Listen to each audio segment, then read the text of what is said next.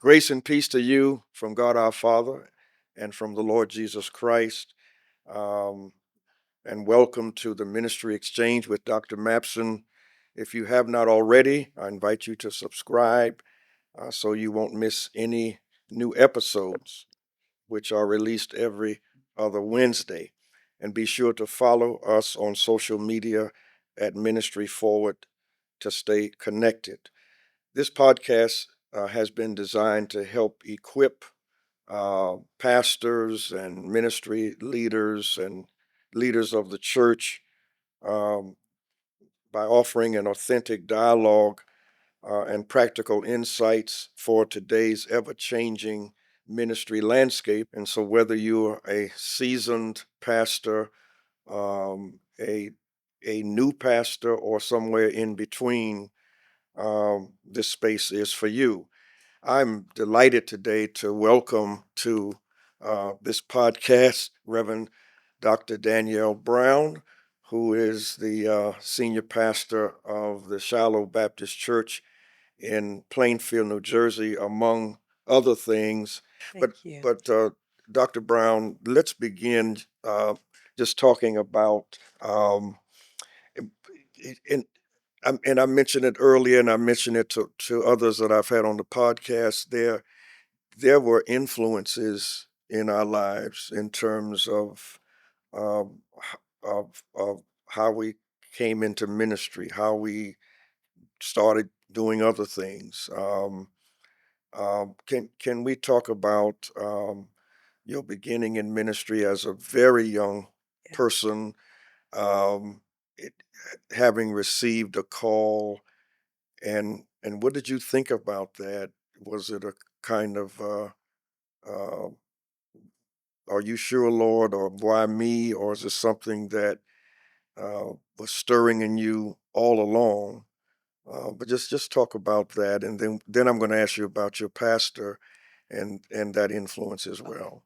Yeah. Well, first, I tell people that I fell in love with Jesus in my grandma's house.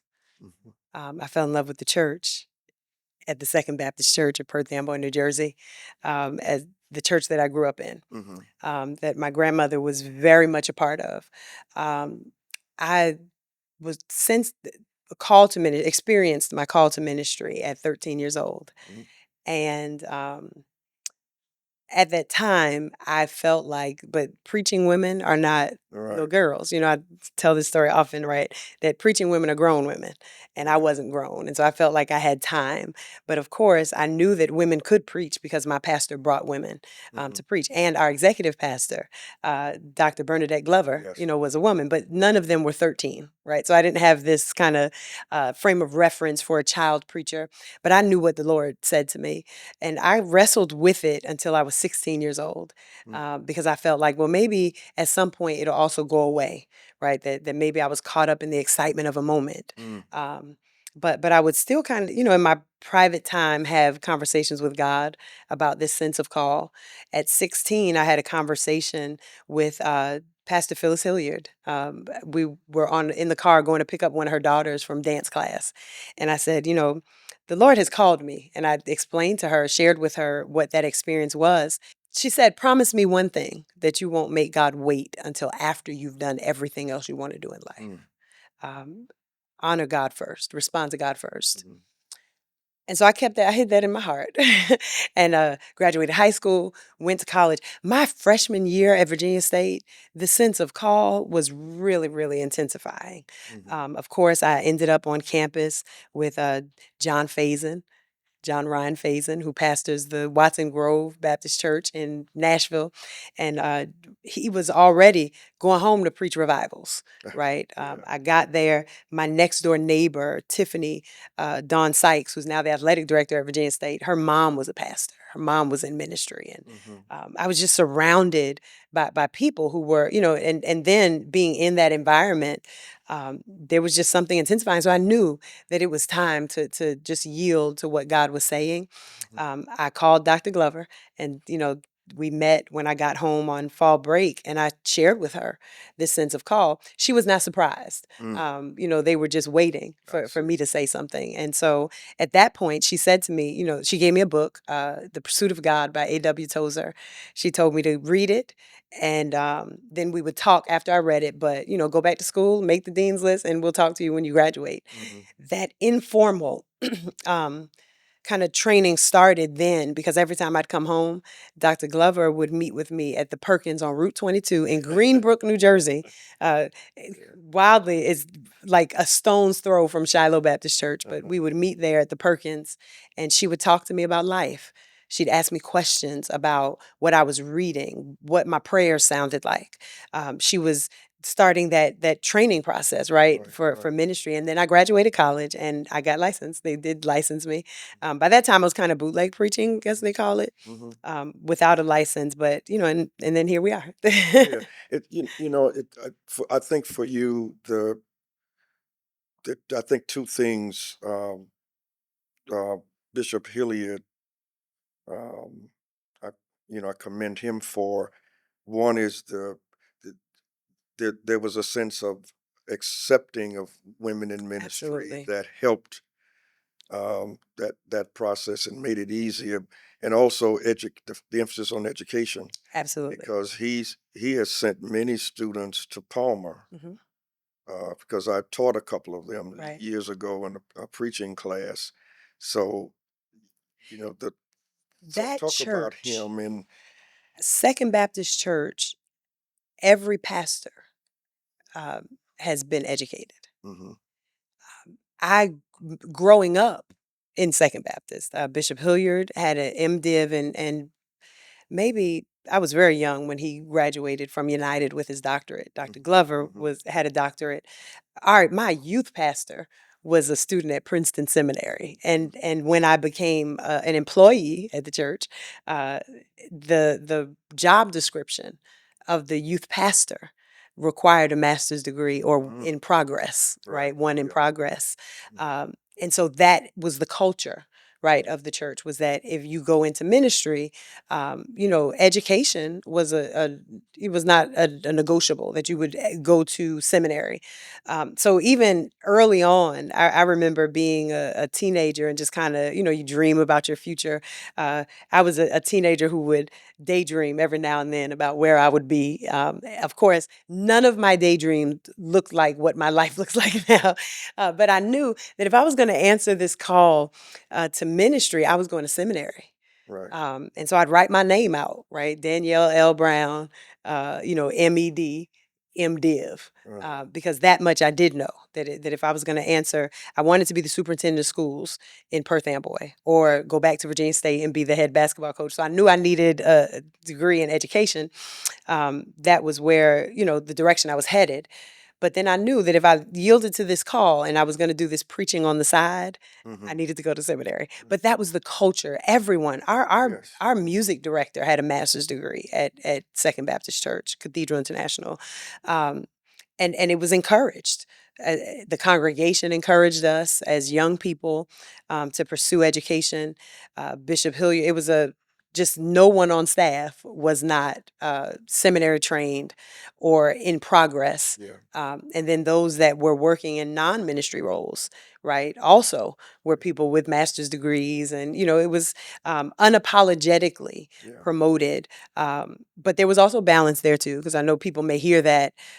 There was also balance and promoting trades, Yeah. right, and Right. entrepreneurship in other areas of life too. Yeah. So then with the women in ministry, I quoted earlier today, You Dr. did. Prathia. I heard her preach that sermon as a little girl. She came to preach. There was Dr. Charles Adams was supposed to come Hmm. to do our conference, and there was vandalism at his church in Detroit. And so Dr. Prathia came and preached in his stead. That's when I heard her say, preach that sermon and make that comment about God not being a God over there, Yeah. pie in the sky and the by and by, Yeah. but he's right here.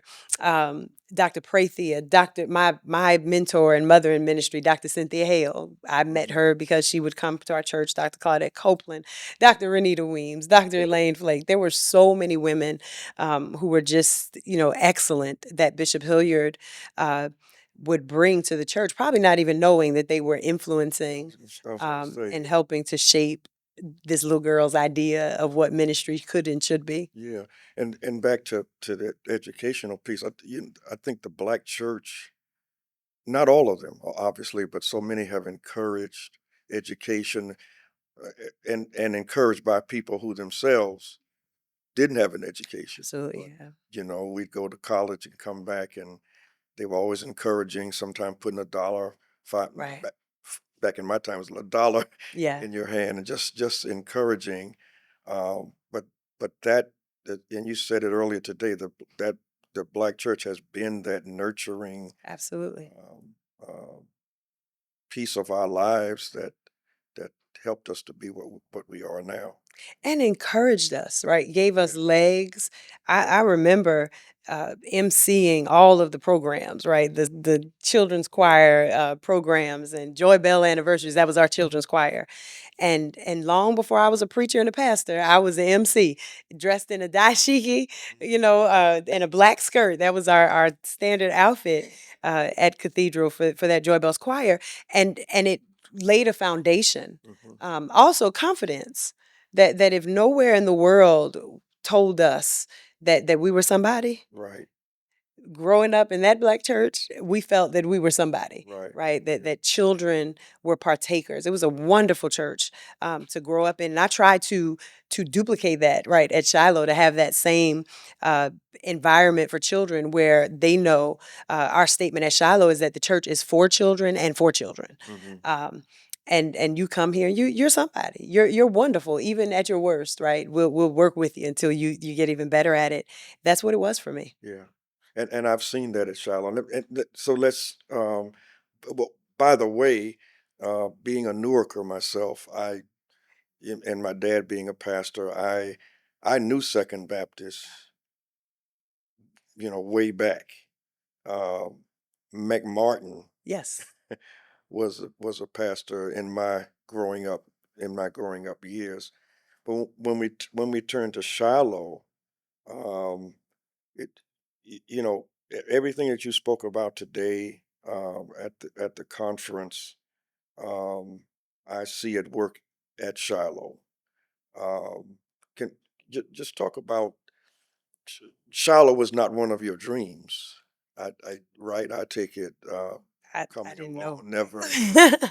Did you want to be a pastor, or So, something? Because a lot of ministers, uh, I want to be a minister and do some, but I'm not interested in pastoring at all. Was that kind of, for me? For me, it was okay. Called to preach meant called to pastor. okay. So I mean, there was never any doubt that that's what I wanted.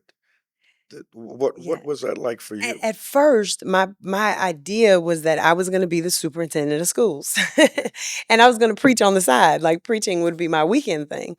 Um, but as a vocation, full time, and the way that it's happening now, I didn't see it. And I tell people often that Shiloh is a dream that I didn't know to dream for myself. Hmm. Um, and then I was in ministry full for 15 years. I was on staff at my home church, Cathedral, where born and raised. Hmm. Um, as time had gone on, and the more I think with every yes, I mentioned that earlier today, that with every yes that I gave God, it seems that something else unfolded, right? That for every step I took, that God would kind of open another possible expression for the ministry that I was called to, this ministry of the gospel. I did not see myself pastoring a church, and if and certainly not Shiloh. Like I didn't have necessarily a frame of reference for Shiloh, Mhm. except the third location at Cathedral was in Plainfield, and so I would sometimes drive by Shiloh Mhm. to get to Cathedral International as a Plainfield location. But in terms of what was happening in the church, who Yeah. was there, the dynamics, Right. it wasn't necessarily even a frame of reference that I had. So as time went on, I started feeling like there was another expression that I enjoyed being on staff. Bishop Hilliard gave me a lot of space to serve and to Mm. do different things and to explore and build muscles, right, Right. for ministry. Under his leadership, but then there was a point where I realized, like, no, okay, God is calling me to be a senior pastor. Mm. It was difficult to articulate that. Mhm. I think there's this thing that happens for women. Mhm. When men are called to ministry and they respond to the call, the immediate thing is, all right, you're going to have your own. Yeah. When women are called to ministry, we're often socialized and even prepared to be a solid support role person. Mhm. Among my sisters in ministry, and we have these conversations, more of us are being called to senior pastorates. It seems that one of the common threads is that we all felt that we had to be a number two, that there wasn't Mm. this, like, I'm responding to my call and then immediately I'm going to go and search a senior pastorate.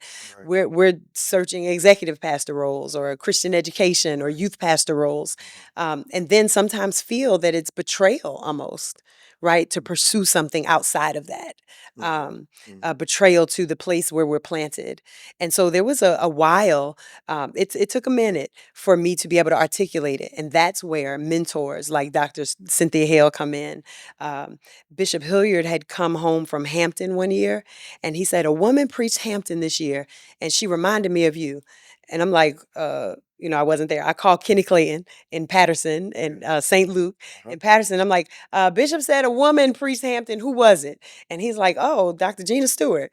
And I'm like, okay, can you tell me about her? And he's telling me, he's like, you don't know. He's like shocked. Like, how do you not know her? Like, Uh-huh. So I looked her up, and I could not, oh my goodness.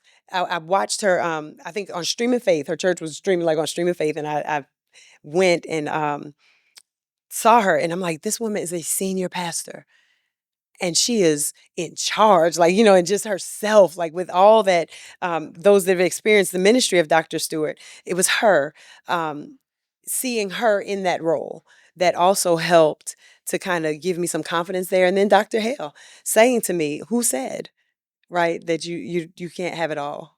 Who said that you can only be this? And then after a while, and prayer, right, and God working on me, and sometimes uh, things get difficult, that Mhm. things can become a little difficult, and that is the thing that prompts you to really just kind of pursue what God is saying. And we landed in a pandemic, and it really was during that pandemic when it was, I was spending a lot of time just me and God, right? Yes. That really began to just intensify that I want to pursue what I feel that God is doing, and here we are. Right. So it seemed like those stages uh, just prepared you for the moment. Wow, that Shiloh is calling, or Right, right, uh, uh, Shiloh chose you at a point of your readiness to be chosen right. for that assignment as the number one person, not Yes. second, Not second, not but second. as their senior pastor, Right. and which was a And a number one person for a number one church, meaning, Shiloh is a great church, great was a church. great church, Yeah. is great and greater, but one of the leading churches uh, historically. Yeah. And I knew of Shiloh again when I was growing up in Newark, Right. because my dad and A. Ross Brent Yeah. exchanged pulpits. So Right. my dad would preach for his deacons, come out to Plainfield. Back then, we had afternoon services every Sunday. And then Dr. Brent would take Shiloh to Newark. So Right. I grew up with that. Wow. Um, story I may not have told you, but Gardner Taylor eulogized a Ross Brent, right? Yes. So I can remember driving my dad to the funeral. Uh, we're in the parking lot. Gardner Taylor gets out of his car. Now this is the Gardner Taylor, Yeah. right? And I speak to him and he speaks to me. Says, "Young man, do you know where the pastor study is?" I said, uh, "I said yes, sir." Now I didn't know, but but I said yes to him, Yeah. and he said, "Shall we proceed?" And I took him. I found my way to the pastor study, but that history of Shiloh, and then having um, a strong friendship with two of its pastors after that. I've seen the history. I know the church, and now you go there and take this church that was already a great church to just great heights, because that doesn't always happen. Right.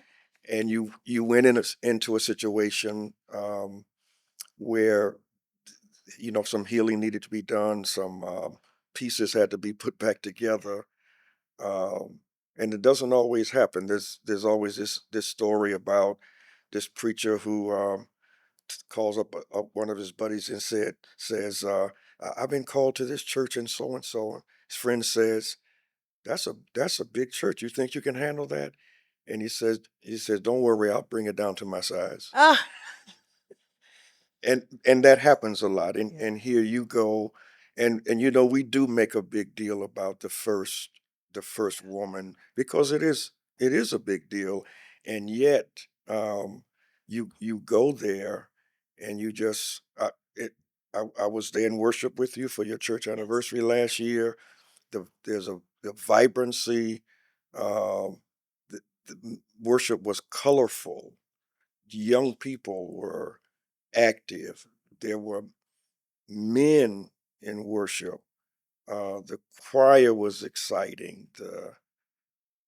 It seemed like a drama unfolding, which I think worship is. Yes. It's an unfolding drama, and I saw that, um, and that just doesn't happen, by accident. You, with the gifts you already had, being at the cathedral, and all that you had seen and known, you have put some things into place. What are you most proud of in terms of some things that you put in place at Shiloh? I think what I'm most proud of is our team. Hmm. The way that our kind of core team and has gelled nicely, right? Of people who were there, who were at the church for many years, with new people who are coming in who have certain skills and abilities. I think what I'm most proud of is when I look at them as we approach year 4. There's no old Shiloh, new Shiloh. Mm-hmm. Um, we're one. I think that is what I'm most proud of, because that is a lot of what yields the growth, the excitement, what we've been able to see, right? Has been a group of people, a core group of people that were there, who elected me, who wanted their church to live, Mm-hmm. and they love their pastor. They've loved all of their Yeah. pastors. Yeah. Mm-hmm. So that kind of culture, coming into that kind of culture as a person who genuinely loves people, and I love the church. Yeah. I think that the church is essential. Yeah. Um, I would hear Bishop Hilliard quote Gardner Taylor saying that the black church is the last vestige of hope for humanity. I believe that. Yeah. Um, I believe it, and so I think that kind of combination plus God's timing and favor has yielded some things. But when I'm most proud, or when I think about what I'm most proud of, I see that team sitting around the table, Mm-hmm. multiple ages, uh, backgrounds, Yeah. men, women. There's children at the table, Yeah. and I think that team coming together. I can't be great by myself, Yeah. but having a great team is what makes Shiloh great. Yeah. Um, A team that you assembled. yes, In terms of leadership, how does one do that?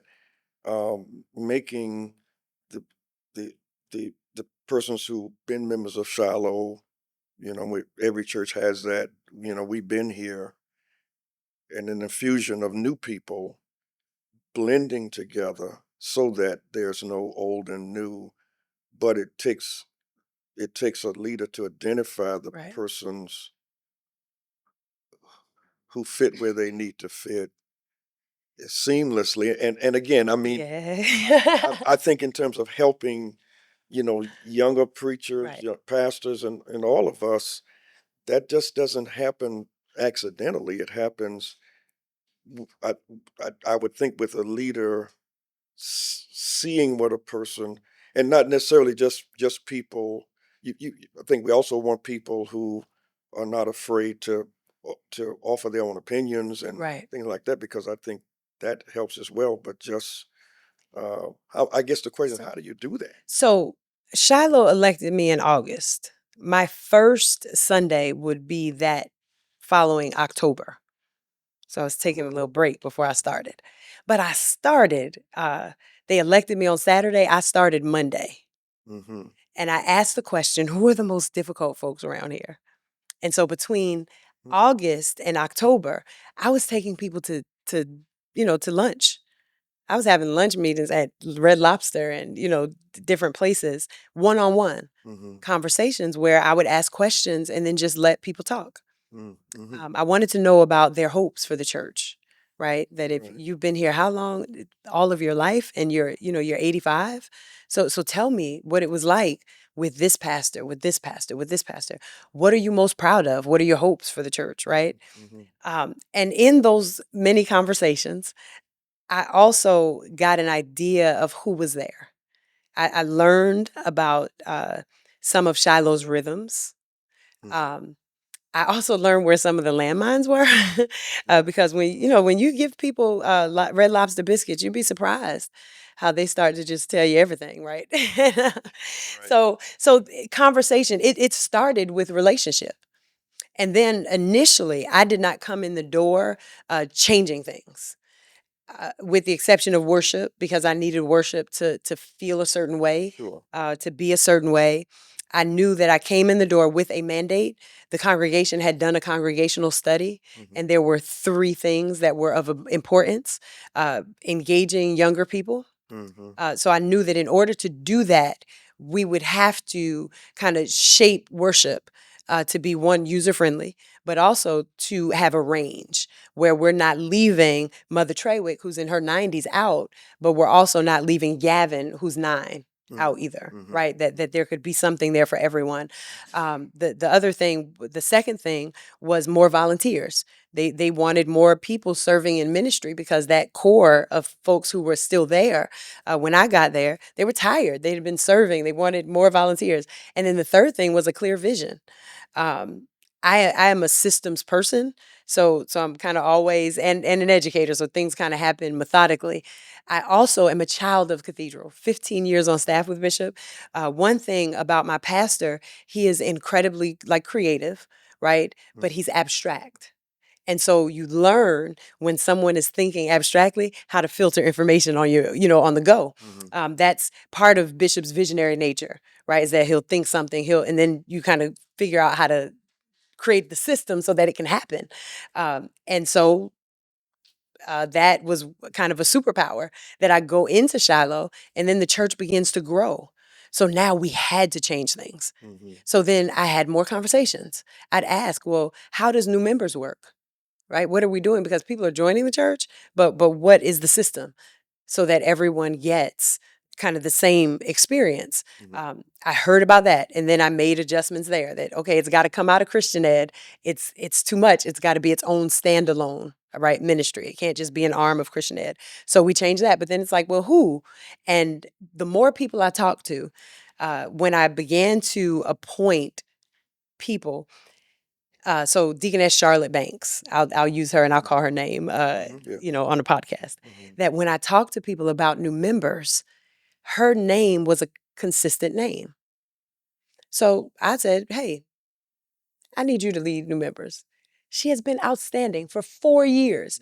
if I describe a person, Deaconess Banks can tell me who it is, right? I can say, there was a sister who was about, 6 feet tall and had on a red dress at, right-handed fellowship. Oh, so-and-so, she can call the name. She knows those folks.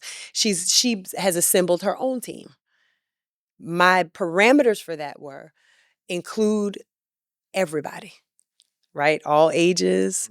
You have the liberty as the leader I'm going to trust you with building your team.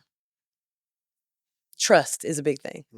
And so giving them that freedom, but then affirmation also helps. She's amazing. Now people call Deaconess Banks to find out, like, how do you all do this process, or to talk through how we have set up our new members process. And then, of course, we took it from 10 sessions or whatever to one day because it's user friendly. And I felt like we don't have continuing education credits to give you for a whole semester. So one day works.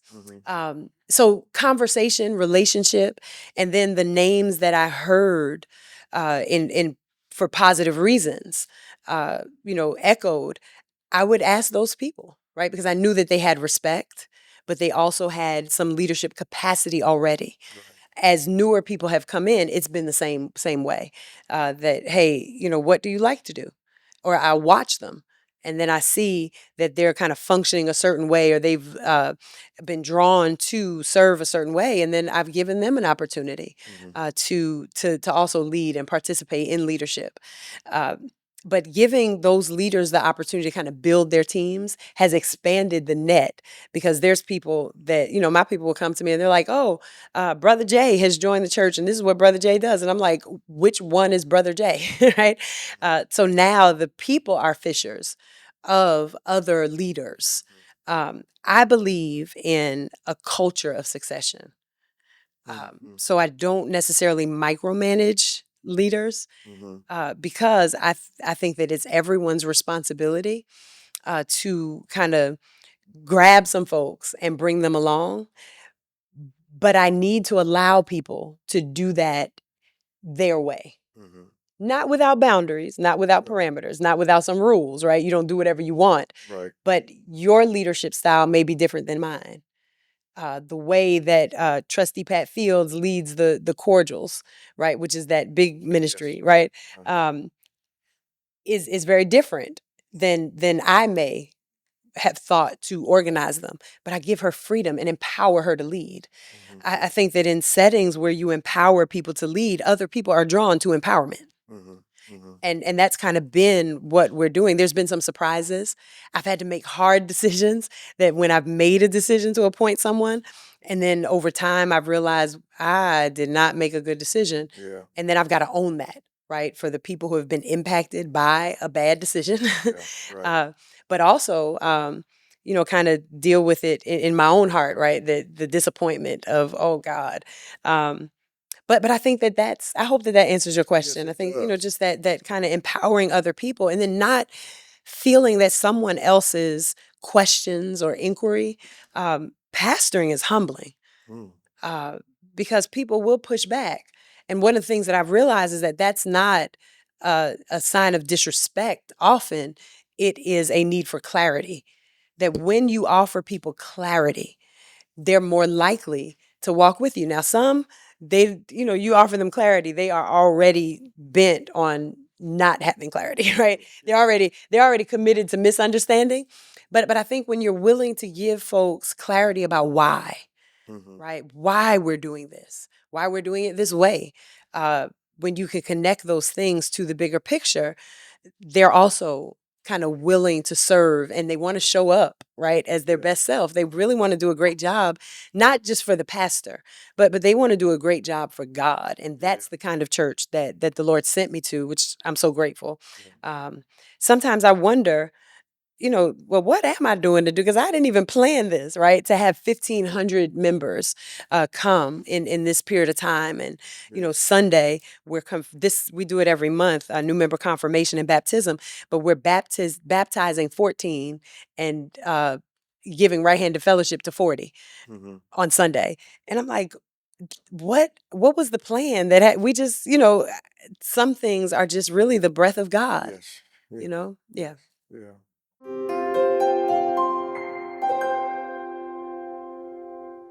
Yeah. This episode of the Ministry Exchange is brought to you by our partner, Terry Funeral Home, Incorporated.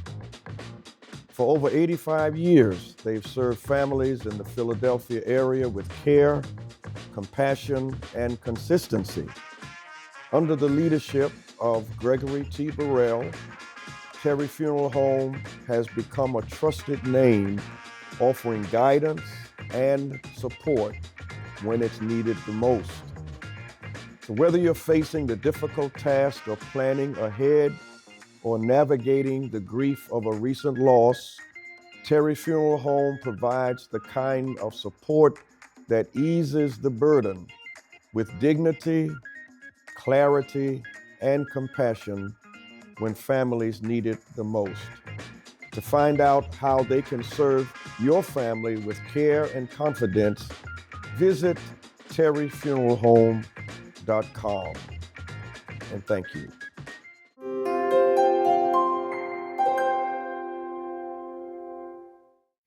Yeah. And also, you know, it seems like you were prepared for the growth. Because some people, some, we want churches to grow, but when it starts to happen, what am I going to do with Right. this?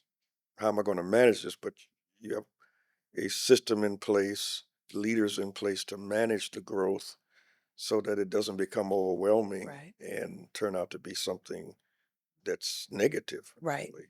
And that also points back to my journey. So I was born and raised at Second Baptist Church. When I was born, H. McMartin was the pastor. My Oh, grandmother was on the pulpit committee that called Bishop Hilliard mm, to come um, to Second Baptist. But I am a product of a mega church. right, So as I was growing up, Cathedral was also growing. right. Right? The church that I was in was growing, which meant that at different stages of life, I was exposed to different systems that occurred because of the growth in our church. So there's something I think inherent um, to the way that I think about ministry that's always kind of lent to going from here to here. Hmm. If that makes Yeah. sense, right? Going from here to here, or all right, we reached this, but now we've got to plan. And part of that is because as I was growing up, the church that I was connected to and involved in was also growing, and I was not just kind of marginally involved in the life of the church. Hmm. So that life experience and journey has, I think, also helped where Shiloh is concerned, because all I know is transition and shifting Right, to accommodate, the season in the life of the church, right. and then multiple. So we ultimately, when I was on staff full time, I came on staff as the youth pastor, and so I would get up and I would 7:30 in the morning drive down to the Asbury Park location to preach teen church there. But that was one culture of church down at the shore, Hmm. a kind of medium-sized church, 200-300 people Hmm. in that location. So it looked different. Ministry looked different. Dynamics were different. And then I'd come back up to main campus at 10:30 in Perth Amboy and do teen church there. But that's the That's main site. right. We got thousands of people here, and a lot of kids, and dynamics are different. And then I go to Plainfield. That was more a family sized church, right? So maybe 100 people in the evening, Hmm. and that had a dynamic. Yeah. So for all of those years and my formative, like early ministry years, I was doing ministry in 3 different places, Right. right? One place, but 3 different dynamics that I was a part of. And so I think that built some muscles too, that Absolutely. hey, for something to be this size, things have to work like this. Right. For something to be this size, you've got to adjust, and it's got to look like this. Um, Yeah. so yeah. Yeah. You mentioned earlier today about understanding a church's culture, Hmm. right? And you can't, this church, the culture may be different in this church and another Right. church. You have to kind of know no one size fits all type Right. situation, and I think that's exactly what you're talking about in those 3 locations. Then you come to Shiloh, and that's another culture Right. that you have to know about in order to be effective. To be effective there. Can we go back to let's talk about sports Okay. because you are a 3-sport Yes. athlete.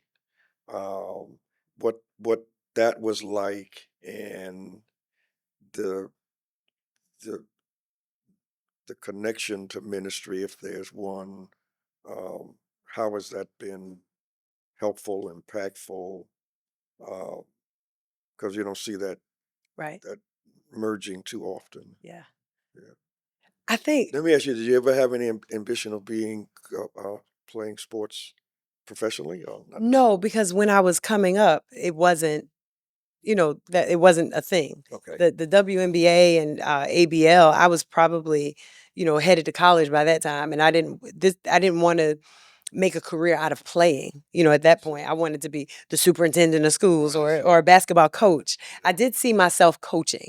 Um, and I did. I coached high school for a year or two, but I knew I needed to go back to school, so I gave up coaching to get my first master's degree. Um, so no, but I think that there are parallels. My team says it often, like, I think in terms of sports, like team sports. Uh, so the same way that I would coach a basketball team and some of the same ideas and principles, right? Knowing your role on the floor, right? Knowing your role not just on the floor, but even on the bench. That when you're not on the floor, or you're not the primary person in a certain situation or on a certain project, you still have a responsibility to cheer, right? You still got a responsibility to watch the game, keep your head in the game, I like that. pay attention to what's happening. Right. But when you're on the floor, point guards have to know how to be a point guard. Shooting guards have to know the requirements for a shooting guard.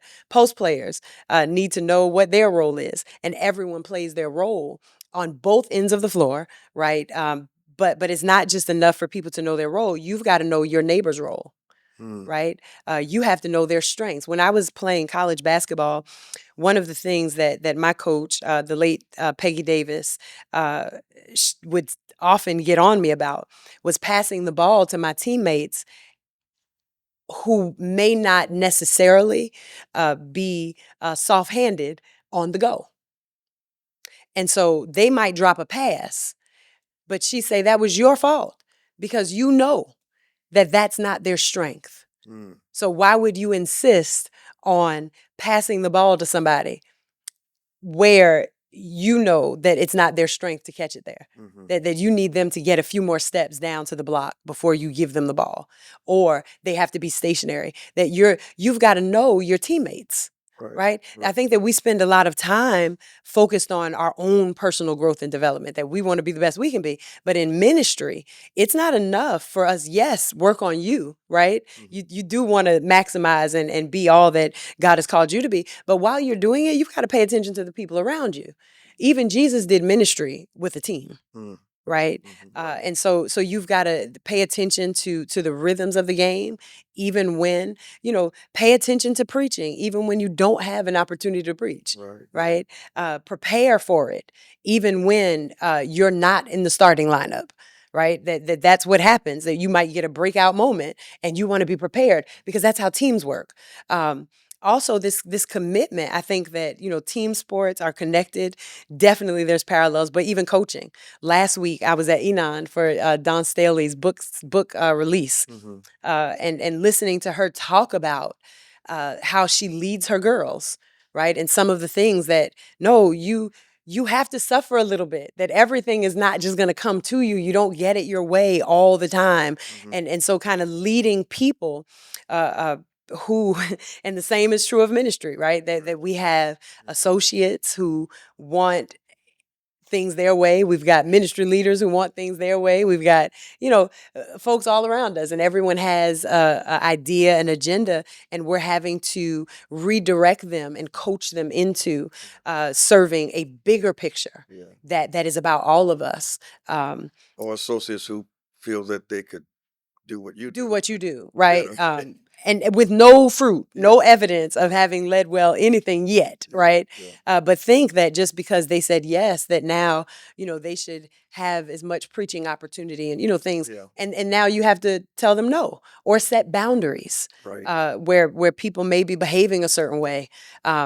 and you have to bring correction, and they don't like it. So they go and tell all their friends, and, having to deal with the pressure. And so Don Staley was talking about, getting calls from parents because their kids are crying because they didn't get playing time. And I'm like, this sounds so much like, pastoral ministry. But I think also the resilience that it takes to compete in athletics is also parallel, right, to spiritual growth and development and fortitude, right? This faith that we start out and we're not, right? It does not yet appear where we're going to be, but there's some sticking with this. There's some work that we've got to do so that in time, we know we'll be more like Jesus. I think that sports is the same way, that you start out, you're not as in shape as you want to be, right? Or as you should be, but you work on it, right? Your skills are not as fine tuned as you want them to be, or as they need to be. But the more you work on it, the stronger you get. And the stronger you get, then there's some things that you can do that you never imagined that you would do. But it took, the process of preparing and training and being coached and having people around you as teammates, right, who are cheering you on, that ultimately lead you to things that you never imagined. And I think that there's that parallel also with faith, plus the discipline. I probably needed to play three sports because I might have gotten super distracted at different points in my life if I didn't have curfews and, and have to be training and doing all of that. There are some things, my teammates and I, when we get together now and we talk about our college basketball coach who passed away last October, we say, like, we survived Peggy Davis. Like, there's nothing we can't do in life, right? That we survived preseason training with her, seasons with her. And so, yeah, I think that I see it all the time. There's always some kind of situation where I might hear one of my coaches, again, Coach Davis, would tell me, Danielle, it's the next pass. And so sometimes there's things that we can do in ministry um, that might turn out good. But I would hear her saying to me, like, Danny Brown is the next pass. She would, and that comment was in reference to, like, seeing an opportunity to score, and you can take the opportunity to score, but it would be a little harder than if you just wait until the next pass, right? I see. That I might have to kind of go in the lane and around somebody if I take the first opening. But if I pass that ball one more time as a team, right, we can score and do it a lot easier. We might get a closer shot or a more wide open shot. And so sometimes, I'm thinking of opportunities or things come. People have ideas, and it's like, oh, that's a great idea. Like, we could do that. And then I'll hear Coach Davis, it's the next pass. So don't be, take time and be patient. Let ministry come to you, right? You don't necessarily have to force it. All of those things. There's so many parallels between sports and ministry that Yeah. Were you able to go to a funeral? I was not. No. I was preaching, but we were able to at the CIAA this year. She was inducted into the Hall of Fame. She got an award, and so as a team, we were able to go down and support her family in that. But yeah, I hear oftentimes, she would say, leaders don't lead from the back, when we were running, and I hated running.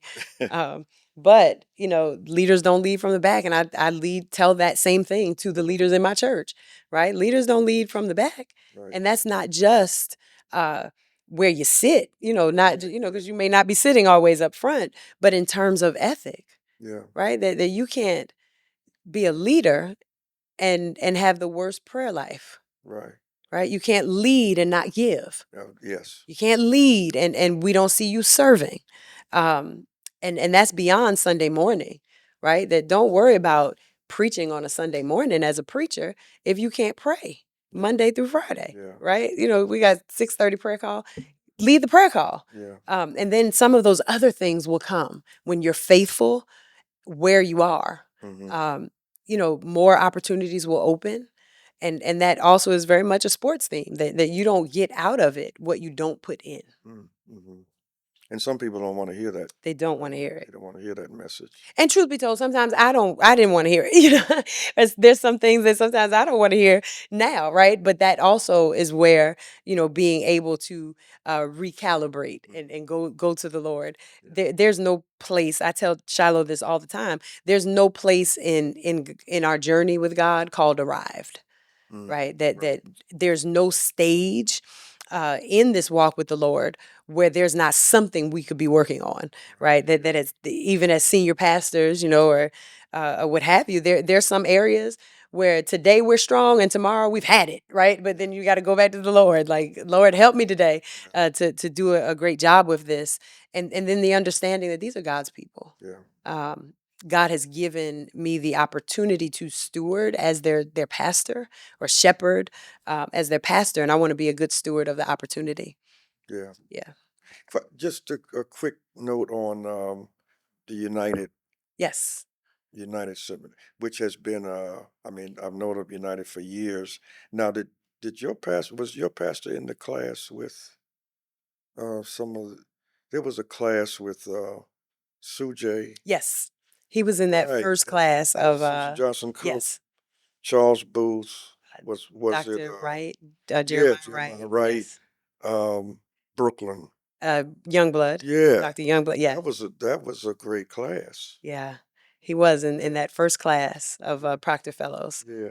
And what is So your now at United, I am a mentor along with my brothers in ministry, Dr. Philip Pointer and Dr. Charles Goodman. hmm And so the three of us together, we mentor the Pointer Brown Goodman Fellows, hmm which is church growth yeah, and leadership through creative preaching, right. or church growth through creative preaching and leadership.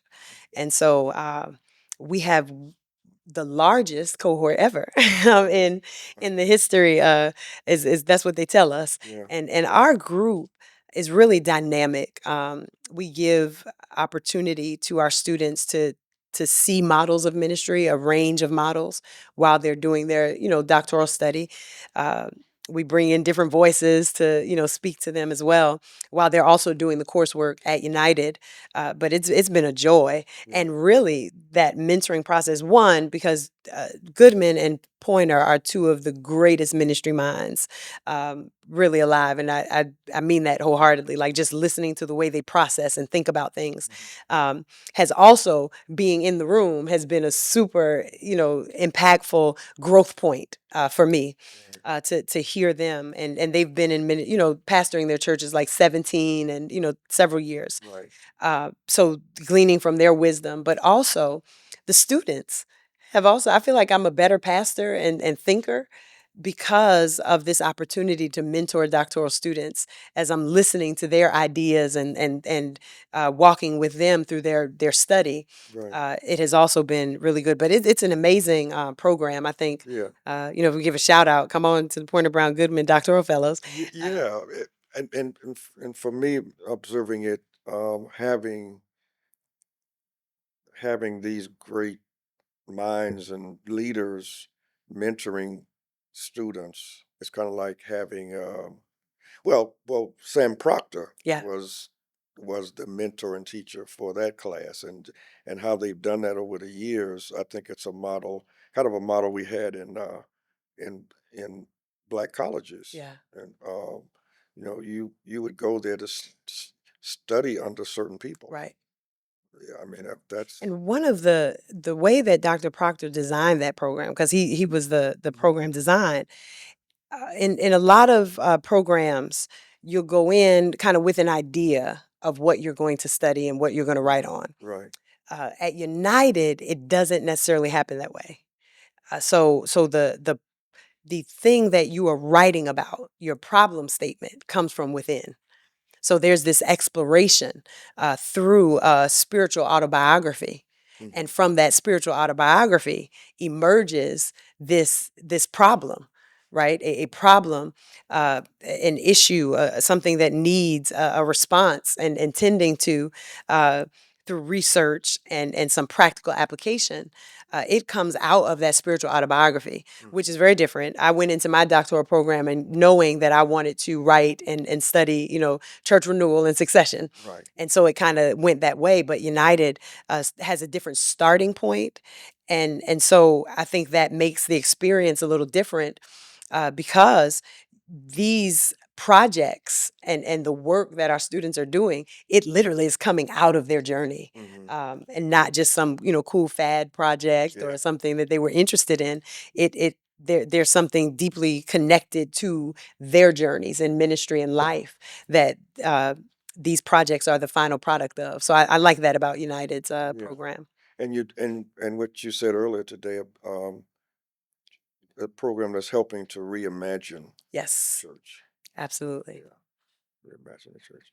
Let me ask you this, and this is a conversation that could go on a long time, Yes. but we we won't do that. But just for those who are watching, and trying to kind of discern the purpose, um, or just people who feel that they want to make a difference Yeah. in the life of the church. Uh, are there any practical steps that you would recommend, um, so that they can align their passions with the service they render? And you touched on that earlier, but could you say anything more about how that's done? Because it seems that's also a key in getting the right people in the right place Right. to take the church where it needs to go. It's growing, but can you manage the growth? Yeah. So I think first, um, getting people who you mean pastors? Am I responding to pastors or just people in general? Well, maybe both. Okay. So- So I think the first thing is to make sure that you're current with the Lord, okay. right? Current in your relationship with God. For pastors who are kind of making adjustments to put people in place, don't be afraid, right? Find also first be current in your connection with the Lord, because whatever you're doing, make sure you run it by God first, right? That's important. Hmm. But also have some friends.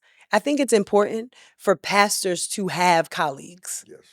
and some folks who they can run ideas by. Hmm.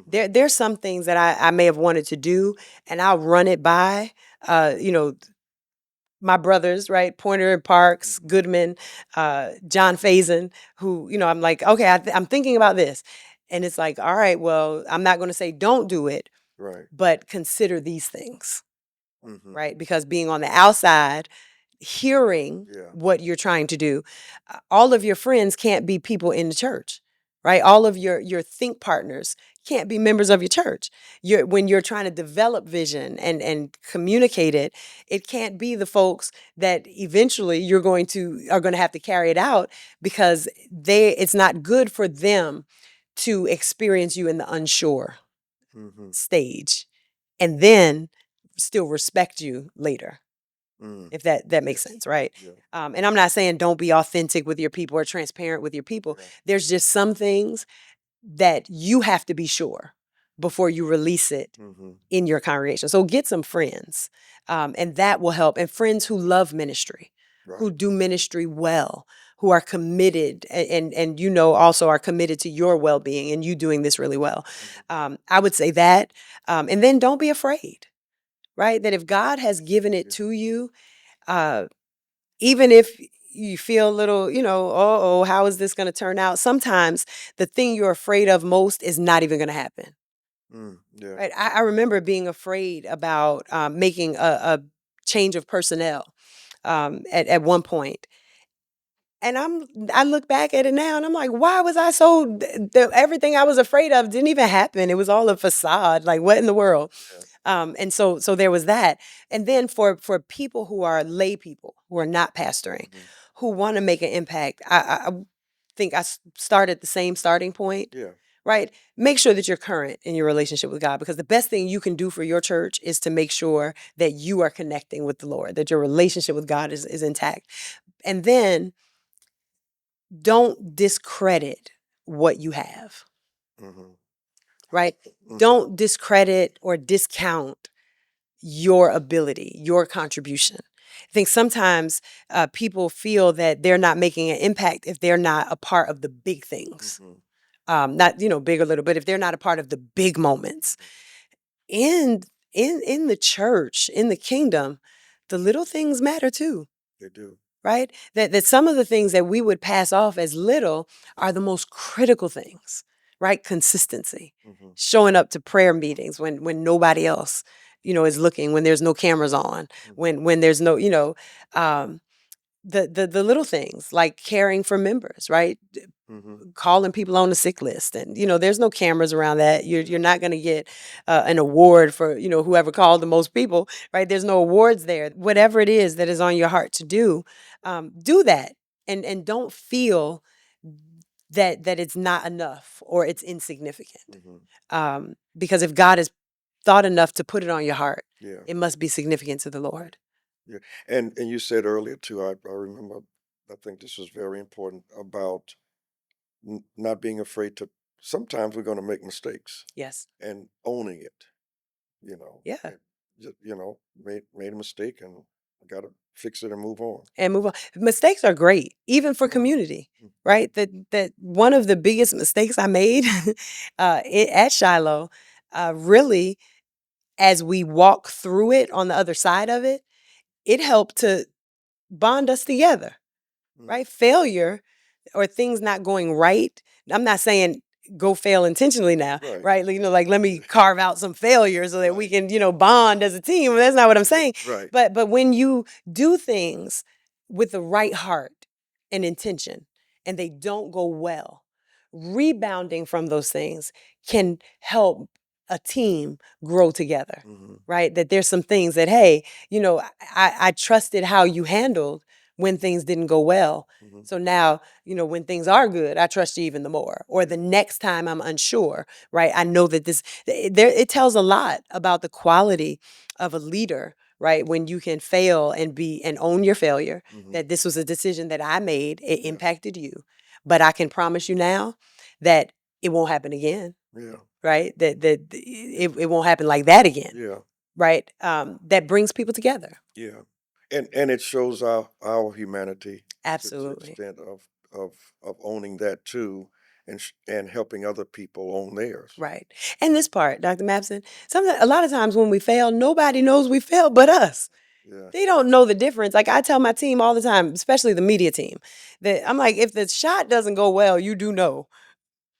Nobody knows it didn't go the way you planned except you. So y'all recalibrate as a team and do it over. That sometimes we're worried about things that really are not significant. That True. Yeah. the problem is not failing. It's if you decide that you fail and you stay there, right? Right. You rebound, try it again, recalibrate, do it again a different way, take inventory of where you went wrong, and then get back in there. This is a long journey. Yes, it is. It is. That the moments matter, but the moments don't make the whole journey. Yeah. If that makes makes any sense, right? Yeah. I grew up playing the piano, and teacher told me, you make a mistake, you know, don't make such a big deal about it because probably nobody else knows. Right. Just keep playing. Keep on playing. Keep playing, right? Yeah. Yeah. Yeah. This is thank you. This has been a rich conversation for me, for our listeners. Thank you. And appreciate so much who you are, what you do. We didn't even get to talk about Hampton. Oh yeah. Position as secretary. Yes, this year I'm the secretary. Congratulations, and that and what all that means. Hampton, one of the, I mean, not one of the, but the premier conference for the Black church in America for years, and some of the bright lights um, come and present, preach, and lecture, and and that's. I remember just when one session was over, I couldn't wait till the next year. It's Right, like, right. that was just a given, going to Hampton. But anyway, thank you, um, Dr. Danielle Brown. Thank you, Dr. Mapson. And if today's conversation has helped you in your ministry, uh, Please be sure to subscribe to the Ministry Exchange so that you will not miss an episode, and stay connected with us on social media at Ministry Forward for more insights and tools and encouragement between episodes. God bless you and thank you for listening.